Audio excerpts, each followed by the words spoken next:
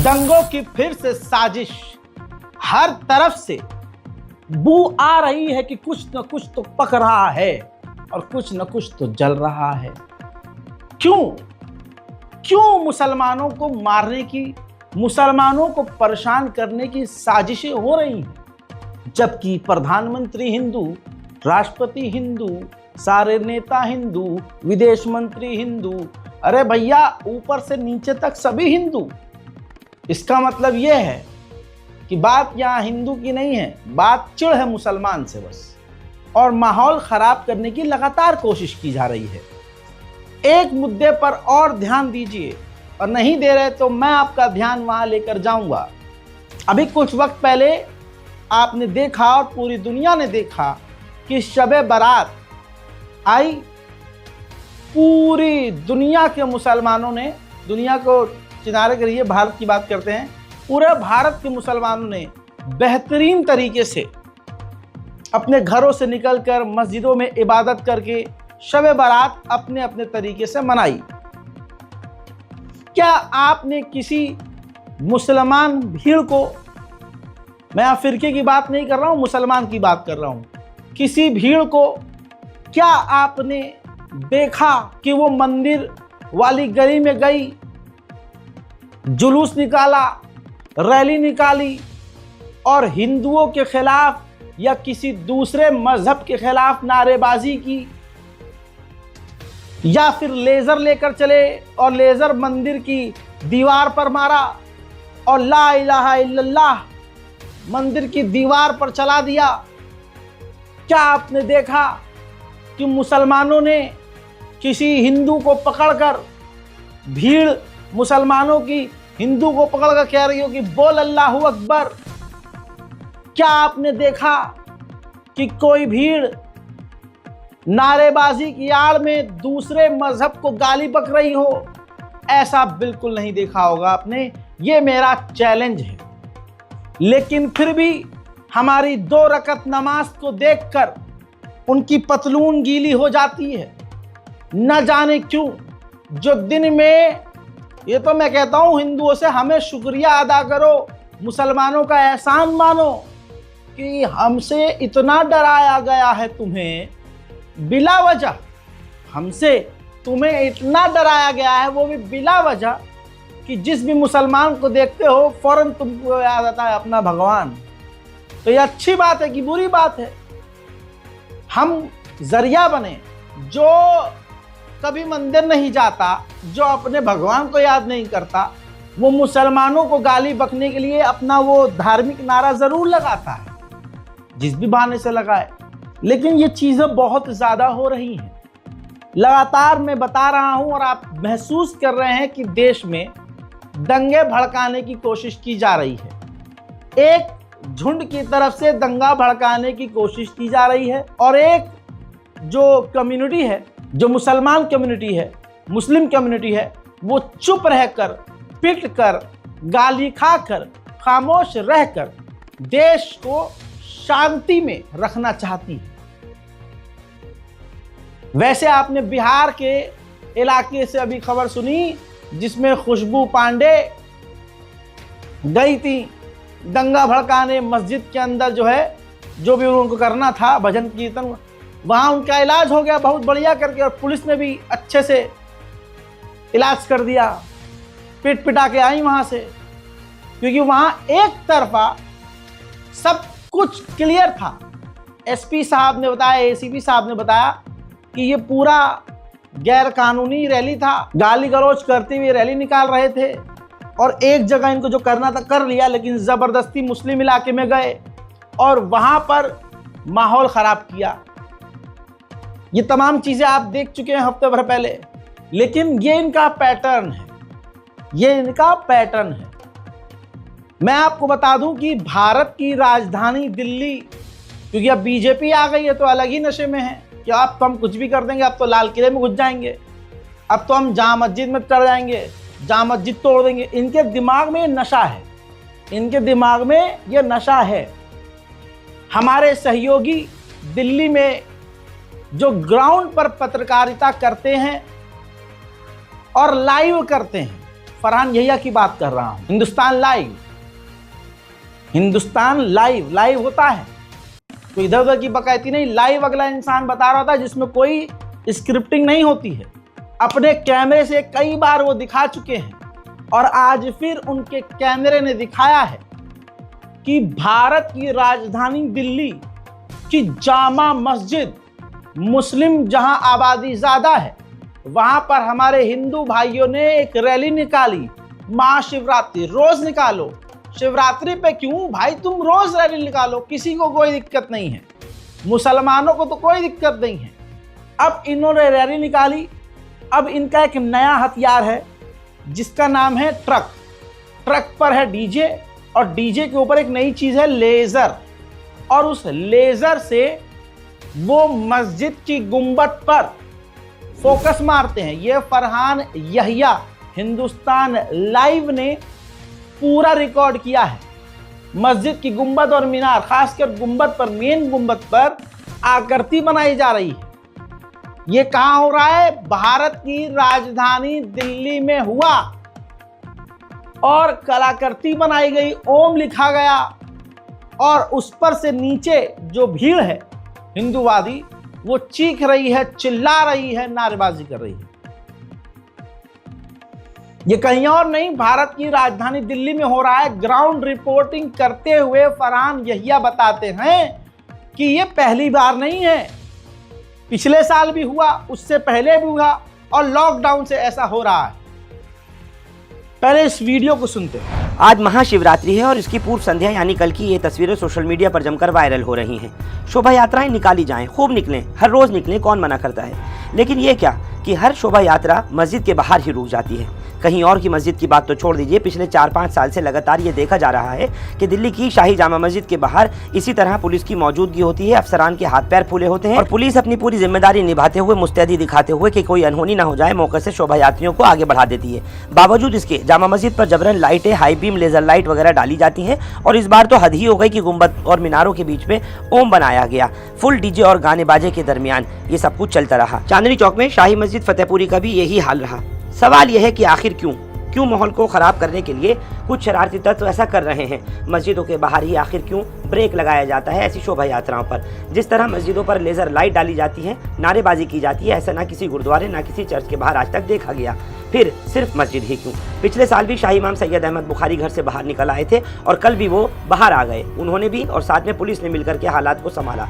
लेकिन सवाल यह है कि आखिर कब तक?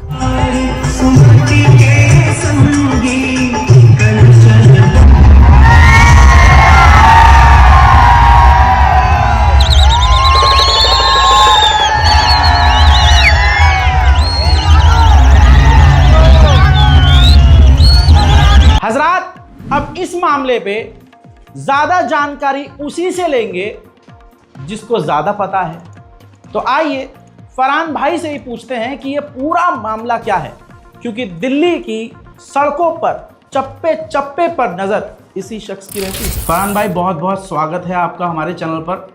और सीधा सीधा आप बताइए कि असल में पूरी ये चीज़ जो घटना हुई है, वो इसके पीछे क्या मकसद था, आपको देखकर क्या लगा और ये इन तस्वीरों के पीछे की सच्चाई क्या है? देखिए रज़ा, ये मामला कोई अब पहली बार नहीं हुआ।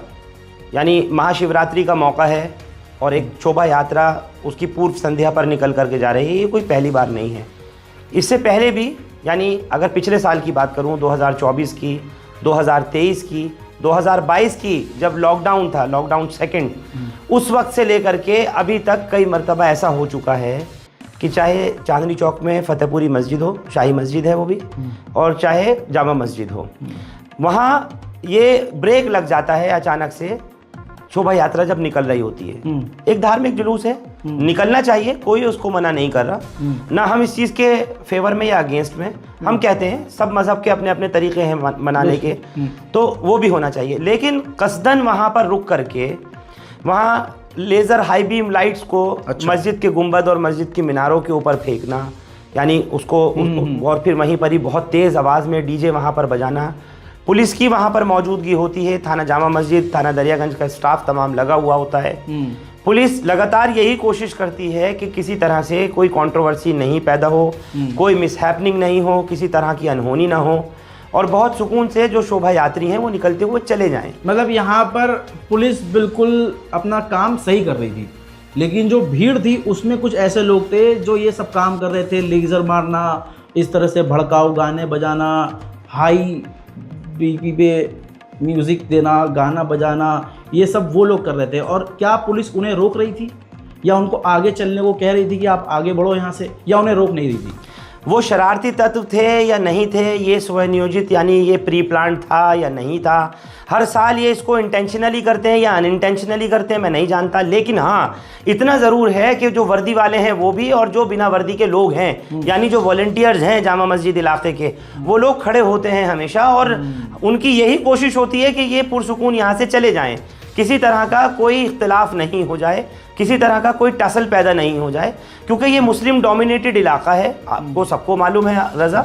और दूसरी एक बहुत अहम बात यह है कि पुलिस की कोशिश बराबर यही होती है कि ये पुरसुकून तरीके से चाहे डीजे बजाते हुए या कुछ भी करते हुए चले जाएं, लेकिन जामा मस्जिद के मीनारों पे, उसकी गुंबदों पर, उसकी मेहराबों पर अगर लेज़र लाइट डाली जाती है, हाई बीम लाइट से फोकस किया जाता है, वहाँ पर नारे लगाए जाते हैं, वहाँ पर इंस्टिगेट करने की, वहाँ पर उकसाने की कोशिश की जाती है, तो उससे कहीं ना कहीं प्रशासन का, पुलिस का, वर्दी वालों का भी, और जो जैसे मैंने कहा बिना वर्दी वाले लोग खड़े होते हैं उन सबके हाथ पैर फूल जाते हैं। वो कौन लोग हैं जो हर साल ये कर रहे हैं और एक तरतीब बनती जा रही है रज़ा।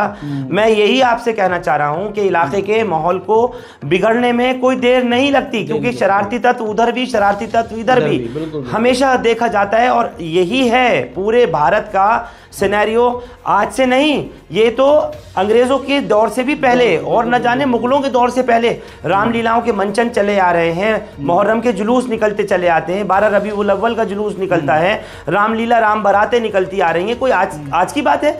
हमारे आपके दादा परदादा सगड़ दादा न जाने कौन कौन देखते आ रहे हैं। लेकिन जो चीज़ कभी नहीं देखी गई रज़ा, वो यही है कि ना गुरुद्वारे पर, ना गिरजाघर पर, ना किसी और इबादत गाह पर, बस अगर कहीं निकल रहे हैं या कहीं से शोभा यात्रा निकल रही है, कोई धार्मिक जुलूस निकल रहा है, तो अगर मस्जिद की गुंबद मीनारें नज़र आ गई तो बस वो शोभा यात्रा वहीं ठहर जाती है।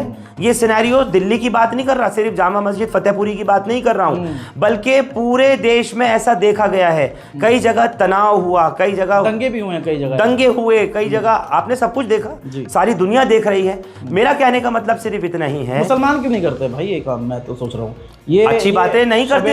शब बारात गुजरी है, हम लोग में तो ऐसा कुछ होता ही नहीं कि रैली निकाल के ये मस्जिद जैसे मंदिर के आगे जाके हम भी कुछ करें, हम भी लेज़र, हमारे यहाँ ऐसा नहीं होता। ये एक तरफा है और ये नई नई चीज़ है, जैसे आपने कहा कि 2-3 सालों से हो रहा है, ये नई नई चीज़ें हैं, ये यहाँ भी नहीं हुआ करती थी। ये हिंदू समाज में भी ये नई नई चीज़ें आई हैं जो माहौल ख़राब कर रही हैं। मुसलमान नहीं करता, अच्छी बातें नहीं करता। मैं तो कहता हूँ अगर नहीं करता तो आगे करने की सोचे भी नहीं, और ना ही ऐसा करना चाहिए। यानी अगर आप सोचिए कि मुसलमान मुहर्रम का जुलूस निकाल रहे हैं या 12 रबीउल अव्वल का जुलूस निकाल रहे हैं, तो क्या मतलब बनता है किसी मंदिर के बाहर खड़े होकर के वो वहाँ पर ढोल नगाड़ा बजाएं, मतलब तबला ताशा बजाएं? ये सब कोई ज़रूरत ही नहीं है ना। पहली बात तो होना ही नहीं चाहिए, और दूसरी बात अगर ये हो रहा है तो इसके पीछे जाना बहुत ज़रूरी है, क्योंकि प्रशासन, पुलिस सब अलर्ट होते हैं। स्पेशल ब्रांच की लगातार रिपोर्ट आती है लोकल पुलिस को भी कि देखिए जो रूट डेजिग्नेट किया गया है, जो रूट बताया गया है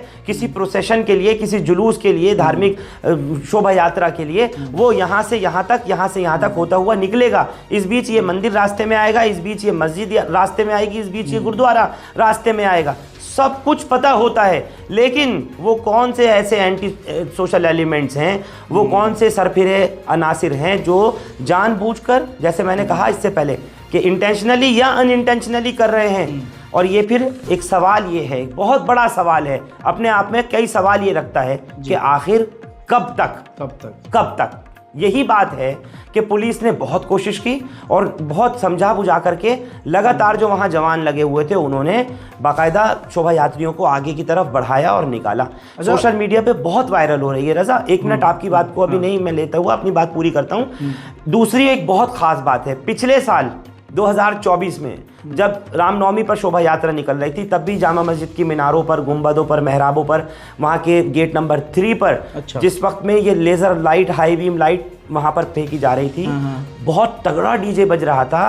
तो जो शाही इमाम है सैयद अहमद बुखारी, मेरी उनसे पिछले साल भी बात हुई थी, मेरी उनसे इस साल भी बात हुई है। वो घर से निकल कर के बाहर आए, उन्होंने बताया कि इतना तेज़ वो डीजे बज रहा होता है कि घर के जो खिड़की दरवाजे हैं, जो शीशे लगे हुए हैं, वो ऐसा लगता है कि जैसे फटने जा रहे हैं, जैसे टूट जाएंगे, चकनाचूर हो जाएंगे और फट जाएंगे। बच्चे घर में हैं उनके यहाँ पर, वहाँ पर बुजुर्ग घर में हैं, ये तमाम चीज़ें हैं। इस मर्तबा भी और पिछली बार भी खुद शाही इमाम बाहर निकल कर के आए, उन्होंने आकर के बाकायदा पुलिस ने जिस तरह से पुलिस काम कर रही थी ऐसे उससे कहीं बढ़कर उन्होंने भी किया, अपने लोगों को भी समझाया, कुछ ऐसी अनहोनी नहीं होने दी और इस मामले को ऊपर तक प्रशासन तक इसकी शिकायत की या जो भी कुछ किया। हालांकि लिखित मेरे पास इस तरह की कोई चीज़ उनके पास से आई नहीं है, लेकिन जो बात हुई उन्होंने इतना बताया कि पहले भी उन्होंने और दिल्ली पुलिस ने मिलकर के सिचुएशन को संभाला था और इस मर्तबा भी शाही इमाम ने भी और दिल्ली पुलिस ने भी। इस मामले में जितनी तारीफ की जाए पुलिस की भी उतनी कम है कि पुलिस ने खुद भी वहाँ पर मोर्चा संभाला, मौके की नज़ाकत को समझा और इस मामले की सेंसिटिविटी को देखते हुए वहाँ से उन तमाम यात्रियों को आगे निकाला। बताइए। अच्छा, यहाँ पर मेरा सवाल ये है कि आप जैसे दिल्ली में माहौल देख रहे हैं और जिस तरह से ये चीज़ें बढ़ रही हैं, जब कोई हिंदू प्रोग्राम आता है या कोई मुस्लिम त्यौहार आता है तो आप जैसे दिल्ली के निवासी हैं तो आप एज अ मुस्लिम आपके दिमाग में, दिल में कहीं ये डर तो होता होगा ना फरहान भाई कि यार इस बार कुछ हो ना जाए? बिल्कुल होता है। मैं ग्राउंड पर रिपोर्ट करता हूँ और मैं आपको बता दूं, जैसा अभी आपने अपने इंट्रो में कहा, मैं सुन रहा था कि दिल्ली के चप्पे चप्पे की खबर, ये हकीकत है, ये सच्चाई है। और ख़ास तौर से जो वॉल्ड सिटी है, पुरानी दिल्ली है, मिक्स्ड मिली जुली आबादी वाला इलाके हैं, कहीं हिंदू डोमिनेटेड पॉपुलेशन का एरिया ज़्यादा है, कहीं मुस्लिम है। यही तो कल्चर है, यही तो गंगा जमनी तहजीब है। ईद, होली, दिवाली, दशहरा सब मिलकर के मनाते हैं और हमेशा मनाते चले आए, लेकिन ये डर अभी क्यों पैदा हो रहा है, ये एक बहुत बड़ा सवाल है। दूसरी बात ये बात ये नहीं कि मुहर्रम के त्यौहार है तो हिंदू सोचते होंगे कि अब क्या होगा, चाकू छुरे तलवार निकल जाएंगी। मुसलमान है तो वो ये सोचते होंगे कि अब रामनवमी है या फिर महाशिवरात्रि है तो उसके ऊपर ऐसा सब कुछ होगा। ये डर की स्थिति चाहे आइदर दिस साइड और दैट साइड ये उत्पन्न हो क्यों रही है, ये आई क्यों? पहले भी तो मैंने कहा ना आपसे कि ये तो मुगलों के दौर में और उससे भी बहुत पहले, मुगलों की तो बात छोड़ दीजिए, अंग्रेज़ों की बात छोड़ दीजिए, उससे भी बहुत पहले से इसी तरीके से रामलीला और ये तमाम चीज़ें चलती आ रही हैं। राम बारात होती थी, मुहर्रम के ताज़िए की मैंने आज से तकरीबन 70 साल पहले की एक वीडियो देखी है। मैं खुद हैरान था, लगभग 70-75 साल पुरानी वो वीडियो देख करके। वो ब्रिटिश आर्काइव की वीडियो है और वो मुहर्रम की वीडियो है। उसमें हिंदू भाई पानी पिलाते हुए दिखाई दे रहे हैं, उसमें मुस्लिम भाई जो हैं वो आपस में मुहर्रम की जो जुलूस और ताज़िए निकाल रहे हैं। मतलब ये सब चीज़ें देखी जाती थी भाई, अब क्यों हो रहा है? ये बहुत बड़ा एक गंभीर विषय है, सोचना चाहिए इस पर। सोचना चाहिए। पूरे भारत में आप 15 राज्य हैं जहाँ पर भारतीय जनता पार्टी की खुले तौर पर पूर्ण बहुमत से अब हुकूमत है और 20 राज्य ऐसे हैं जहां पर भारतीय जनता पार्टी के साथ में एनडीए, उनका जो अलायंस है, उसकी हुकूमत है। तो पूरे भारत की टोटल राज्यों में सबसे ज़्यादा अगर हुकूमत देखी जाए तो वो भाजपा के साथ में एनडीए अलायंस की हुकूमत है ना। तो देश के अंदर किस तरीके से प्यार, मोहब्बत, अमन, भाईचारे को कायम रखना है, ये हुकूमतों की भी जिम्मेदारी है। चाहे मुसलमान गलत करने वाले हों, चाहे हिंदू गलत करने वाले हों, रजा, उनके खिलाफ कानूनी कार्रवाई सख्त से सख्त होनी चाहिए, बराबर है। और दूसरी बात, जिनके मन में पुलिस का, कानून का कोई भय, कोई खौफ, कोई डर है ही नहीं और वो यही काम करें, कोई मुसलमान किसी मंदिर पे जाके ये काम करने लगे कि वहाँ जाकर लाइट उनके शिवालय पर फेंके और ढोल नगाड़े तबले ताशे करे, और जो हिंदू कर रहे हैं, जैसे अभी कल का शोभा यात्रा का मैं आपको जो जिक्र कर रहा हूँ, तो ये तो दोनों तरफ जो भी करे उसके खिलाफ कानूनी कार्रवाई होनी चाहिए और वो ऐसी कानूनी कार्रवाई होनी चाहिए रजा कि आगे कोई और करने से मिसाल बन जाए, मिसाल बन जाए। बहुत बहुत शुक्रिया फरहान भाई, हमारे चैनल पर आने के लिए बहुत बहुत शुक्रिया आपका। थैंक यू रजा। उम्मीद करता हूँ कि आपकी हमारी जो एक कोशिश है उसको पुलिस प्रशासन भी और वो लोग भी जो दंगाई हैं या वो लोग जो माहौल को ख़राब करना चाहते हैं वो कम से कम देखें, सीखें, समझें, क्योंकि उनके भी औलाद हैं, बिल्कुल बिल्कुल उनके भी बच्चे हैं। तो मैं यही चाहूँगा, और बल्कि मैं सोचता हूँ कि आपकी भी यही कोशिश होगी कि भाईचारा बना रहे, प्यार मोहब्बत और हिंदू मुस्लिम एकता दिल्ली में नहीं पूरे देश में, पूरे भारत में कायम रहे। यही हमारा हिंदुस्तान है। बहुत बहुत शुक्रिया आपका रज़ा। हजरात मोहतरम, आपने अपनी आंखों से देखा, फरहान भाई की बातों को सुना, आपको क्या समझ में आया? आप बेवकूफ़ तो बिल्कुल नहीं हैं, गधे तो बिल्कुल नहीं हैं। इतनी अकल तो आपको होगी कि ये चल क्या रहा है। ये तो वहाँ के मुसलमान अमन पसंद मुसलमान हैं कि खून का घूंट पी गए और लगातार पी रहे हैं कि भाई ये तो उकसाने वाली बात हो गई। जो चीज़ मुसलमान कभी करता नहीं, हमारे मुंह पर आकर वो सब चीज़ें कर रहे हो। और इधर से किसी एक मुसलमान ने हल्के से कह दिया अल्लाह अकबर, ये जितनी जोश वाली भीड़ है ना, तितर बितर हो जाएगी। इनको रास्ता ही हाथ नहीं आएगा, इनको लगेगा पता नहीं क्या होने वाला है।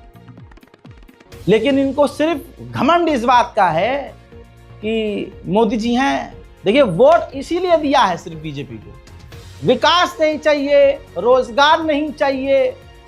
कुंभ में इतने मारे गए दब दब के, इनमें से किसी की हिम्मत न हुई सवाल करने की। सीएम योगी आदित्यनाथ जी कहते हैं सुअरों को गंदगी मिली, है ना। जो अच्छा ढूंढ रहे थे उन्हें अच्छा मिला, जो सुअर गंदगी ढूंढ रहे थे उन्हें गंदगी मिली। तो तवज्जो यहां पर आपकी होनी चाहिए कि अगर कोई ये कह रहा है कि वहां लोगों की मौत हुई है, तो योगी जी लाश देखने वाले को सुअर कह गए और लाश को गंदगी कह गए।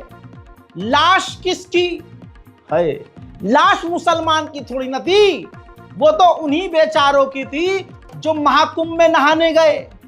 तो इनके सरदार की सोच ऐसी, तो ये कैसे होंगे?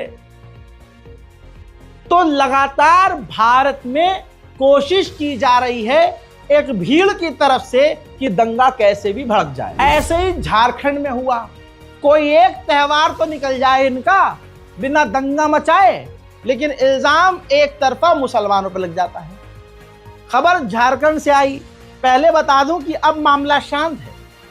झारखंड के हजारीबाग में शिवरात्रि के महापर्व पर बवाल हो गया। दो पक्ष आपस में भिड़ गए। बात और मामला वही। मामला ये कि एक पक्ष ने कहा कि आपत्तिजनक गाने जो बजा रहे हो, लाउड डीजे बजा रहे हो, आपत्तिजनक नारेबाजी कर रहे हो, ये मत करो। और ये करते ही इसीलिए कोई टोके और फिर हम शुरू हो जाएं। ये तो पूरी तैयारी से चलते हैं। उसके बाद देखते ही देखते मामला गर्मा गया, पथराव हुआ, दोनों तरफ से पत्थरबाजी हुई। लेकिन झारखंड पुलिस ने बहुत तेजी से रिकवर किया मामला, दोनों पक्षों को शांत कर दिया। अब अग्रिम कार्रवाई की जा रही है। उधर यूपी के माननीय डीजीपी प्रशांत कुमार साहब ने ऐलान कर दिया कि बहुत बड़ा महाकुंभ हुआ और किसी भी बड़ी घटना के बगैर इतना बेहतरीन महाकुंभ का समापन हो गया। जी हाँ, तो दोस्तों, जो खबर आ रही थी महाकुंभ से भगदड़ की, वो महाकुंभ में नहीं हुआ था, वो नाइजीरिया में हुआ था। नाइजीरिया में बीच पर लोग लेटे हुए थे।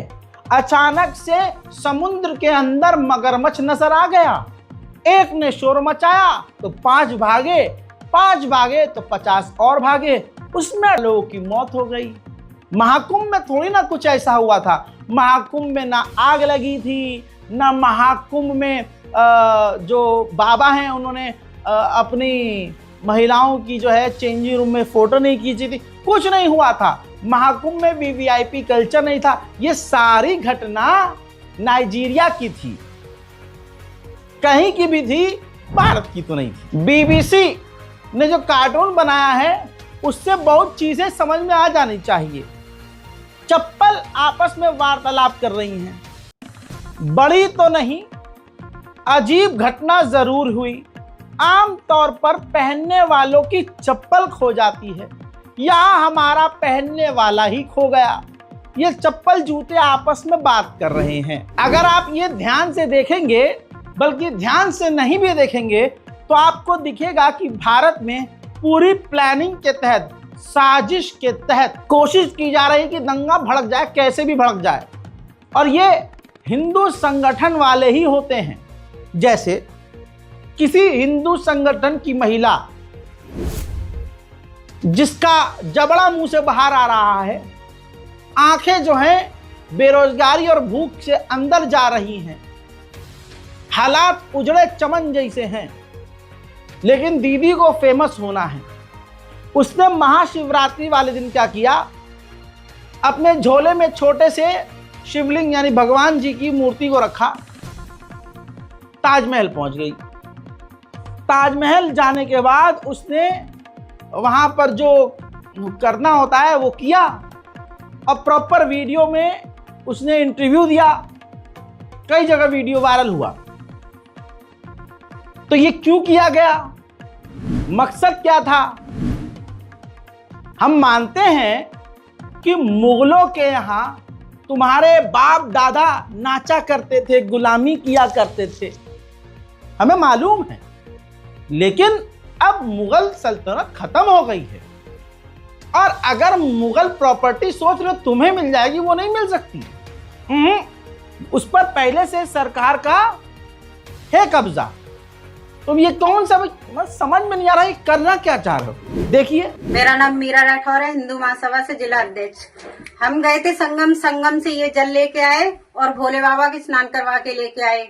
आज हम जा रहे हैं महाशिवरात्रि के दिन, भोले बाबा को लेके जा रही हूँ और ये जल चढ़ाएंगे। उन लोगों ने जो चादर और जो बिरयानी वगैरह बंटवा के उनने अशुद्ध करा था, आज में शुद्ध करेंगे और गंगा जल चढ़ाएंगे।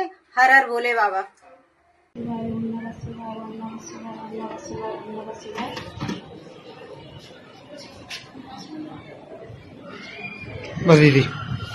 हजरत मोहतरम, इस महिला को तुरंत गिरफ्तार करना चाहिए था, लेकिन प्रशासन ने कहा कि ये ताजमहल के परिसर के अंदर नहीं पहुंच पाई थी। इसने कहीं कोना कोतरा देखा, इतना सा तो कुछ लेके गई थी, वो उतने में उसका काम हो गया। वो वीडियो बनाने गई थी, बन गई उसकी वीडियो।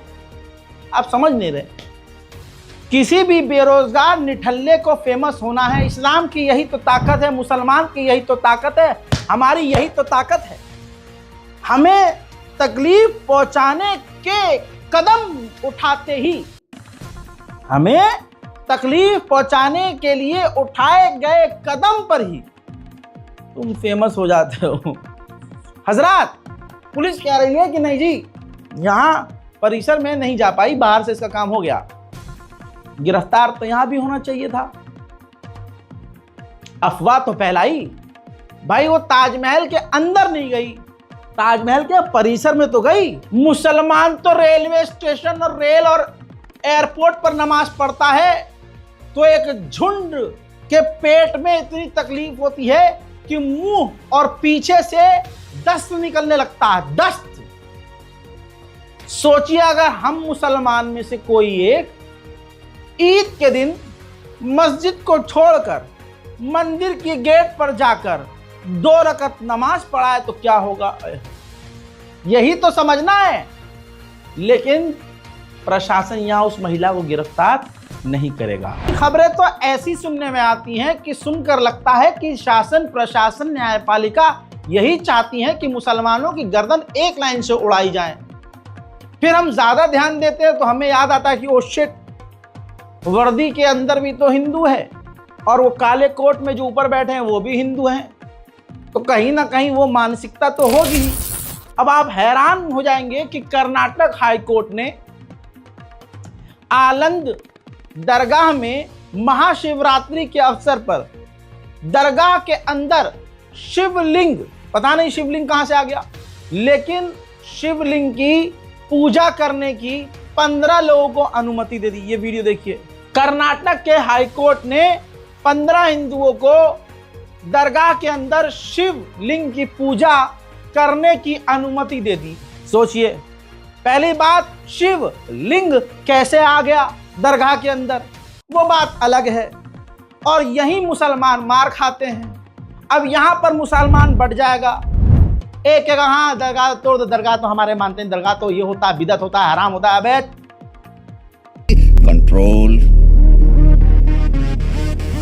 उदय। बटो मत, वो हमें तोड़ते हैं और हम टूटते हैं।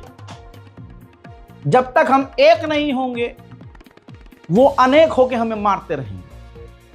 चारों तरफ से दबाया गिराया जा रहा है, क्या ही कह सकते हैं। इसमें उनकी खता नहीं है, कसूर तो सारा हमारा है। आप अपने चारों तरफ अगर देखेंगे तो आपको महसूस होगा कि लगातार एक झुंड, एक ग्रुप और एक खास समुदाय की तरफ से कोशिश की जा रही है कि हो जाए दंगा। अब मुझे नहीं पता कि ये वीडियो कहाँ का है, लेकिन है हमारे हिंदुस्तान का ही। जहाँ तक मुझे लगता है दिल्ली का ही होगा, क्योंकि शराबी सनातनी कह रहा है कि बीजेपी आ गई है, तो अब दिल्ली में ही पूरी ताकत से बीजेपी आई है। ये एक एग्जाम्पल है मुसलमानों के लिए और बुज़दिलों के लिए कि देखो, अगर कोई सामने से आके ललकार रहा है तो पीछे हटने का क्या फायदा। जो माहौल खराब कर रहा है, जो इलाके में लाइव आंखों के सामने आकर माहौल खराब कर रहा है, तो भाई किसी को तो आगे आना पड़ेगा। और एक बंदा शराबी आकर कहता है ललकार के, मुल्ला तुम्हारी मां की है, याद रखना बीजेपी आ गई है, मुल्ला तुम्हारी। सुनते रहे लोग, कुछ लोग हंसते रहे। अब एक भाई आए, अल्लाह जाने वो हिंदू थे या मुसलमान। ये मेरा ईमान देखो, इस मुसलमान को देखो। मैं ये मान रहा हूं कि चलो वो हिंदू है, मुसलमान कुछ भी, लेकिन उसने आकर उसका ऐसा इलाज किया जो 30 सेकंड पहले तक गरिया रहा था, माहौल खराब कर रहा था, एक झापड़ में सीधा भाई भाई पर आ गया। भाई तू मेरा भाई है, मुझे और मार ले। देखिए और सबक सीख लीजिए। हिंदू की कोई जाति नहीं है, चलो बीजेपी आ गई है मुसलमानों की। समझ लो भाई,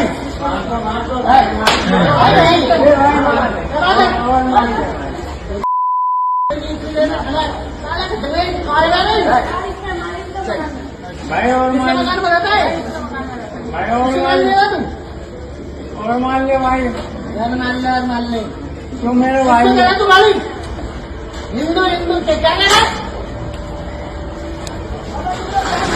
हाँ, यहां आपको सबक सीखना है, ऐसा डरना नहीं है। इस भीड़ का यही हाल है, इनको बस यही नशा है कि बस पापा आ गए हैं, पापा हैं तो सब कुछ है। हजरात, सवाल यह भी है कि देश भर में ट्रेनों का भारी भरकम नुकसान हुआ, छेड़खानी हुई, गंदगी हुई, उन पर क्या किसी की कार्रवाई हुई? क्या प्रशासन ने कार्रवाई की? क्या उनको गिरफ्तार किया? ये तस्वीर देखिए, महाकुंभ से जो लोग आ रहे थे, ट्रेन में जो लोग भर भर कर वापस आ रहे थे, एक सच्चा सनातनी उनके ऊपर पानी डाल रहा था। सही मौके पर पुलिस वाले ने देख लिया और रगड़ कर पेल दिया। आप समझ रहे हैं? अब यही अगर ईमानदारी से सख्ती इसी तरह से दिखाई जाती तो न जाने कितनी घटनाओं को रोक दिया जाता। और ये खाकी वर्दी अगर ईमानदार होती और कानून दोनों के लिए बराबर होता तो देश की ऐसी शायद तस्वीर न होती। तो हजरात, आपने देखा कि ये हमारे हिंदुस्तान का ऐसा हाल है और ऐसा माहौल है। आगे क्या करना है, आपको कैसे रहना है, संभल कर रहना है या ऐसे बेवकूफ़ी की तरह रहना है, ये आपके दिमाग की बात है, आपकी समझदारी के ऊपर है। इस रिपोर्ट को शेयर कीजिए, चैनल को सब्सक्राइब कीजिए। मैं हूं रज़ा और आप देख रहे थे रज़ाग्राफी। जय हिंद।